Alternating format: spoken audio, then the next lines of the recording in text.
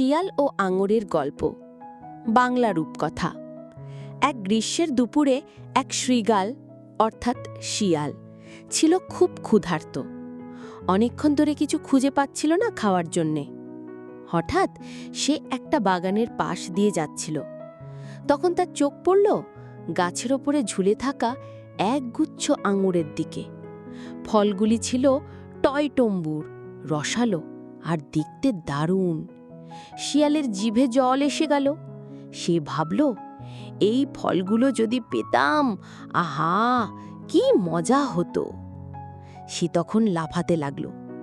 একবার, দুবার, তিনবার, কিন্তু কিছুতেই পৌঁছাতে পারল না। ফলগুলো ছিল অনেক উঁচুতে।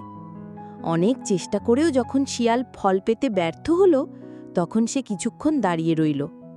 তারপর মুখ বাঁকিয়ে বলল, এই ফলগুলো তো দেখতে ভালো হলেও আসলে একদম টক, খেলে পেট খারাপ হতো, বলেই মাথা উঁচু করে চলে গেল। গল্প থেকে নৈতিক শিক্ষা। যেটা আমরা পেতে পারি না, অনেক সময় সেটাকেই আমরা খারাপ বলে অবমূল্যায়ন করি।